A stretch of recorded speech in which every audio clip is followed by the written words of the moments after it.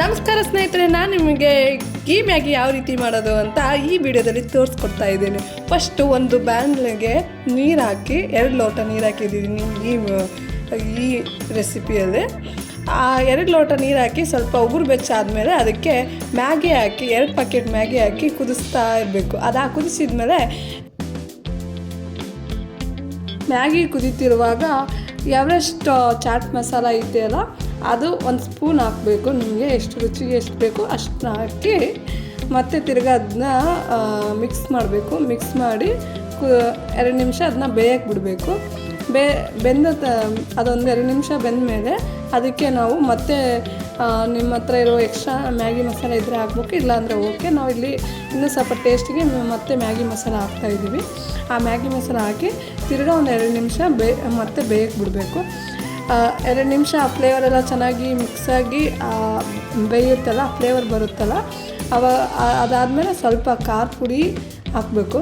ಖಾರ ಪುಡಿ ಮತ್ತು ಉಪ್ಪು 2 ಹಾಕಿ ಚೆನ್ನಾಗಿ ಮತ್ತೆ 2 ನಿಮಿಷ ಬೇಯಿಸಬೇಕು. ನಾನು ನೋಡಿ ಈ ವಿಡಿಯೋದಲ್ಲಿ ತೋರಿಸ್ತಾ ಇದ್ದೀನಿ. ಈ ಥರ ಮಿಕ್ಸ್ ಮಾಡಿ ಚೆನ್ನಾಗಿ ಅದರೊಳಗಡೆ ಮ್ಯಾಗಿ ಒಂದಿಗೆ ಅದು ಕರೆಕ್ಟಾಗಿ ಮಿಕ್ಸ್ ಆಗಬೇಕು. ಆ ರೀತಿ ಮಾಡಬೇಕು. ನೋಡಿ, ಈ 2 ನಿಮಿಷ ಚೆನ್ನಾಗಿ ಕುದಿಸ್ಬೇಕು. ಮತ್ತು 2 ನಿಮಿಷ ಅಂದರೆ ಕಂಪ್ಲೀಟಾಗಿ ಒಂದು 5 ನಿಮಿಷ ಕುದಿಯೋಕೆ ಬಿಟ್ಮೇಲೆ ಅದಕ್ಕೆ ಲಾಸ್ಟಲ್ಲಿ ನೋಡಿ ಈ ರೀತಿ ಬಂದಿದೆ. ನೋಡಿ, ಈ ರೀತಿ ಬರಬೇಕು ಫುಲ್ಲು ಚೆನ್ನಾಗಿ. ಒಂದು 5 ನಿಮಿಷ ಚೆನ್ನಾಗಿ ಕುದಿಯೋಕೆ ಬಿಡಿ. 5 ನಿಮಿಷ ಬೆಂದ ತಕ್ಷಣ 2 ಸ್ಪೂನ್ ತುಪ್ಪ ಹಾಕಬೇಕು. 2 ಸ್ಪೂನ್ ತುಪ್ಪ ಹಾಕಿ ಚೆನ್ನಾಗಿ ಮಿಕ್ಸ್ ಮಾಡಬೇಕು.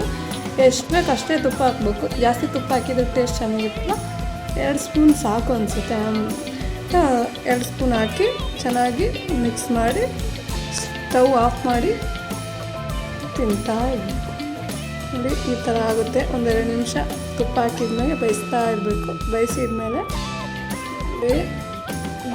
ಕೊನೆಯಲ್ಲಿ ಮ್ಯಾಗಿ ಈ ರೀತಿ ಆಗಿರುತ್ತೆ. ನೋಡಿ, ನೋಡೋಕೆ ಎಷ್ಟು ಚೆನ್ನಾಗಿದೆ, ತಿನ್ನೋಕ್ಕೂ ಅಷ್ಟೇ ರುಚಿಕರವಾಗಿತ್ತು. ತಿಂದು ನೀವು ಖುಷಿಪಡಿ. ತಿಂದು ಯಾವ ರೀತಿ ಇದೆ ಅಂತ ನನಗೆ ಕಮೆಂಟ್ ಮುಖಾಂತರ ತಿಳಿಸಿ. ಧನ್ಯವಾದಗಳು.